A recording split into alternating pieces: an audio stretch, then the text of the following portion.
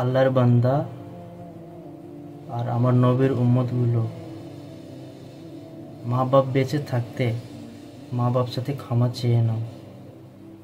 কারণ মা বাবার দোয়া এত কাজে লাগে মানুষের। একটা বন্দুক থেকে গুলি মারলে যেভাবে গুলি ফিরিয়ে আসার সম্ভাবনা তো আছে, কিন্তু মা বাপের দোয়া কখনো ফিরে আসে না। বেঁচে থাকতেই মা বাপের সাথে দোয়া নাও, মা বাপকে ভালোবাসো, মা বাপকে বুঝার চেষ্টা করো। মা বাপ ভালোবাসার জিনিস। মাকে হয়তো আমরা অনেকবার বুঝতে পারিনি, মা আমাদের জন্য কত কষ্ট করে।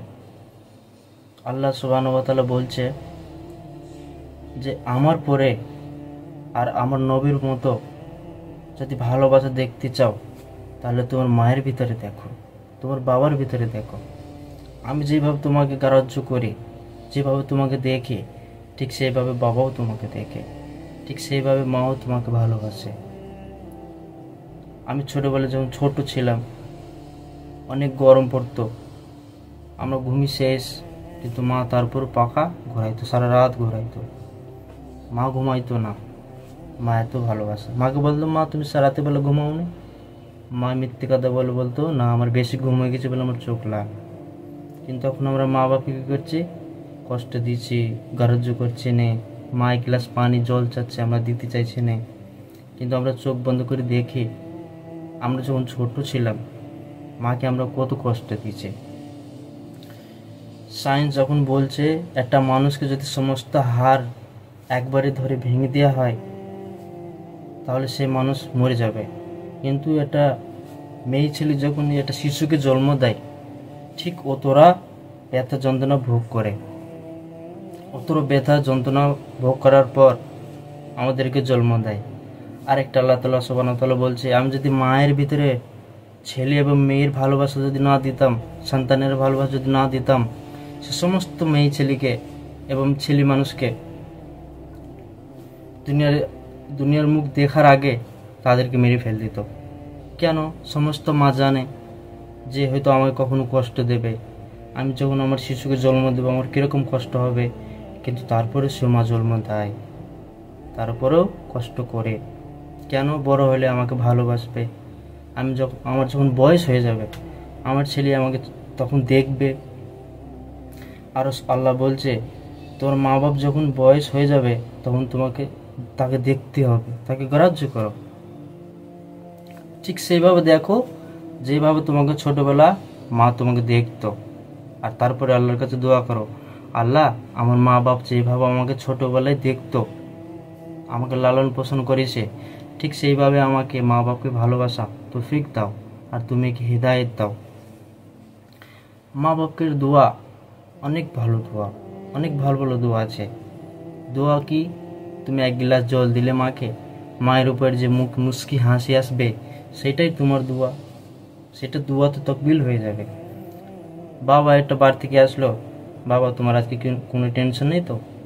তুমি খাটতে গিয়েছিলে, পথে কোনো টেনশন হয়নি তো?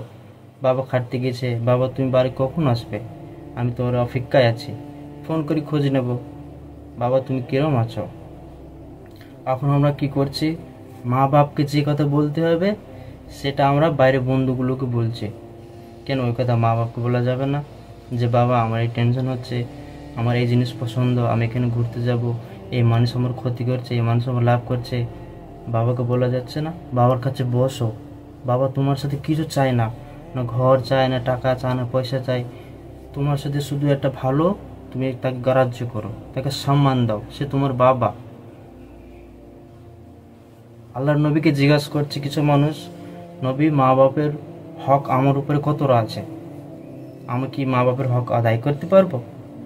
বলছে না, তুমি যদি সমস্ত গায়ের চামড়া কেটে মা বাপের যদি পায়ের জুতো গড়িয়ে দাও, তুমি এক ফোঁটা দুধের অংশটা তুমি তার আদায় করতে পারলে না।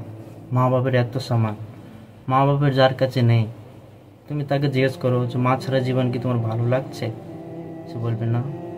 আর একটা পথে তুমি কি দেখো যাদের কাছে মা বাবা নেই, সে হয়তো মা হারা, সে আল্লাহর কাছে দোয়া করে, আল্লাহ আমাকে মা থাকতো ভালো হতো, দেখো আমি পথে ঘুমিয়ে আছি, আমার মাথার উপরে হয়তো তার হাত থাকতো, আমু মায়ের কোলে ঘুমাতাম, আমু বাড়িতে ডেরে থাকতাম, আব্বা আমার জন্য কিছু খাবার নিয়ে আসতো। কিন্তু সেগুলো হয় না। তাদেরকে জিজ্ঞাসা করো না, আমার নবী মা ছিল না, বাবা ছিল না, সব ছোটবেলায় ওনার সাথে নিয়ে নেওয়া হলো, আল্লাহ তাআলা নিয়ে নিল। নবীগুলো কষ্ট করে, এটা সবাই জানে, কিন্তু আমরা নবীর মতো তো হইতে পারবো না। কিন্তু নবীর যে কষ্টগুলো অল্প অল্প তো আমাদেরকে ভোগ করতে হবে, আমাদেরকে তো শিখতে হবে। তো জীবনে মা বাবাকে সম্মান করব, এবং যারা মা বাবার থেকে দূর সরে এসছে, তুমি ভেবে দেখো তুমি কি জন্যে মা বাবার থেকে দূর সরে এসছো, কি কারণে বাবা তোমাকে ভালোবাসে না, কি কারণে মা তোমাকে ঘৃণা করে, কেন? তুমি তো কিছু জীবনে ভুল করেছো। মা তোমার অপেক্ষায় বসে আছে, বাবা তোমার অপেক্ষায় বসে আছে, তুমি বাড়িতে গিয়ে না কোনো কথা বলে তুমি ঘুমিয়ে যাচ্ছ। এটা কি উচিত? এটা কখনো উচিত হইতে পারে না। হ্যাঁ, মা বাবা হাজার ভুল করতে পারে। আমি যখন ছোট ছিলাম আমি কত রকম ভুল করেছি। আমি ভাত খাতাম না, ফেল দিতাম, উল্টি করতাম, পায়খানা করতাম, পেশাব করে দিতাম। মা কি আমাকে বাড়ি থেকে তেড়ে দিল? মা আমার সাথে কথা বলতো না? না, মা অবশ্যই আমার সাথে কথা বলতো। তো এই ধারণায় যদি আমরা নিয়ে আসি যে আমার মা বাবা এখন বয়স হয়ে গেছে, তার ব্রেনে তো আগে থেকে কম হয়ে গেছে, আমাকে যেভাবে ছোটোবেলায় ফেলে দিয়ে নেই, আমি এখন মা বাবাকে ফেলে দেব না। আমি মা বাবার সম্মানকে বড় করব, কাউকে কষ্ট দেব না। কিন্তু এসব কথা আমাদের ভিতরে আসে না কেন? কারণ কি জানো?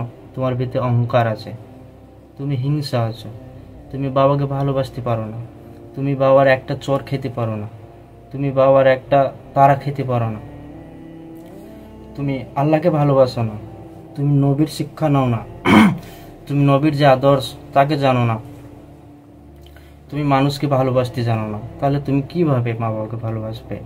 তুমি আগে আল্লাহকে ভালোবাসো, নবীর শিক্ষা নাও। আমার নবী কিভাবে মানুষকে সম্মান করত, আমার নবীকে কেউ যদি খারাপ কথা বলতো সে কিভাবে তার সাথে ব্যবহার করত, আমার নবীকে যদি কেউ তাড়া দিত উনি কিভাবে কথা বলতো।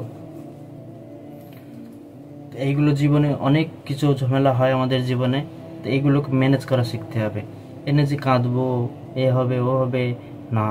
আমরা গুনাহ তো করেছি জীবনে, আল্লাহর কাছে দোয়া করে, আল্লাহ যে আমার মা বাপকে তুমি হিদায়াত দাও, এ আমার জন্য, আমার একটা কাপড় কেনার জন্য, আমাকে ভাত খাওয়ানোর জন্য, আমাকে টাকা পয়সা দেওয়ার জন্য, আমাকে গাড়ি কিনে দেওয়ার জন্য, আমার জন্য হয়তো খাটাখাটনি করতে গিয়ে আমার জন্য নামাজ পড়তে পারিনি, আমার জন্য হজ করতে পারিনি, আমার জন্য রোজা হয়তো রাখতে পারিনি, কিন্তু আল্লাহ তুমি এইগুলো আমাকে দাও যেন আমি মা বাপকে হজ করাইতে পারি, আমি মা বাবার সাথে ক্ষমা চেতে পারি, মা বাপের যেগুলো আমার জন্য করতে পারিনি সেইগুলো আমি মা বাপকে সেইগুলো খুশিগুলো আমি দিতে পারি।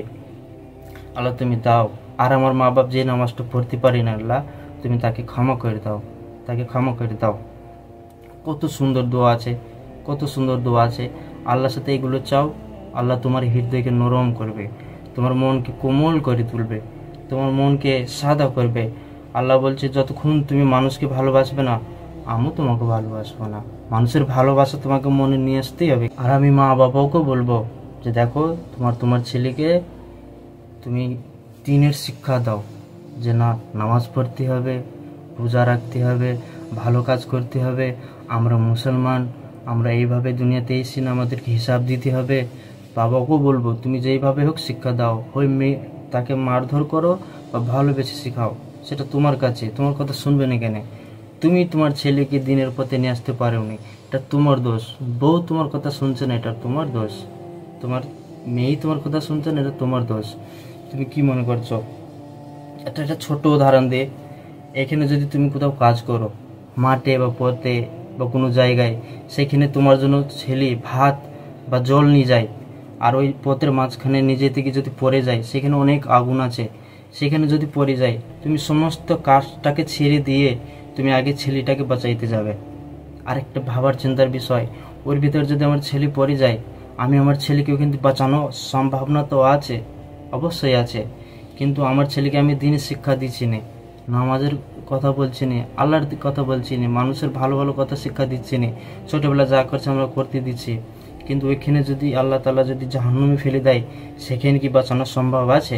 সেখানে তো আমরা মাথায় হাত ধরে বসে থাকবো, সেখানে তোমাকে বা তুমি ছেলেকে বাঁচাইতে পারবে না।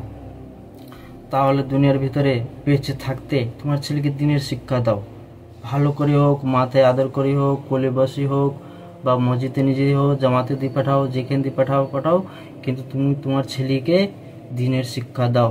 দিনের শিক্ষা ছাড়া আল্লাহ বলছে দুনিয়ার ভিতরে যার কাছে হেদায়েত নেই তার ছেলেও কোনো কাজ দেবে না, তার টাকা পয়সা কোনো কাজ দেবে না, তার শিক্ষা কোনো কাজ দেবে না, তার ধন দৌলত কোনো কাজ দেবে না। সে দুনিয়ার সমস্ত ধন দৌলত তার কাছে চলে আসুক, তার কোনো কাজ দেবে না। আর যার কাছে হেদায়েত আছে সে তো পাস হয়ে যাবে। সে যার কাছে হেদায়েত থাকবে সে ছেলেকেও শিক্ষা দেবে, নামাজের শিক্ষা দেবে, ভালো ভালো কাজ করার শিক্ষা দেবে। সে বলবে তুমি ভালো কাজ করো, এটা করো, ওইটা করো, মানুষকে কষ্ট দিও না। যা কথাগুলো বললাম যদি করে আঘাত হয় তাহলে আমাকে ক্ষমা করবেন। যা কিছু ভালো বলেছি সেটা আল্লাহ তরফ থেকে, আর যা কিছু আমি ভুল বলেছি সেটা আমার দোষ। আল্লাহ তাআলা সমস্ত মানুষকে জমিন এবং আসমানের বালা থেকে হেফাজত করুন, শয়তানের ওয়াসওয়াসা থেকে তাকে হেফাজত করুন, খারাপ কাজ থেকে তাকে দূরে সরিয়ে রাখুক। আর আল্লাহ তাআলা সমস্ত মানুষকে দুনিয়ার সবথেকে বড় নিয়ামত হিদায়াত তাকে দাও। আমিন।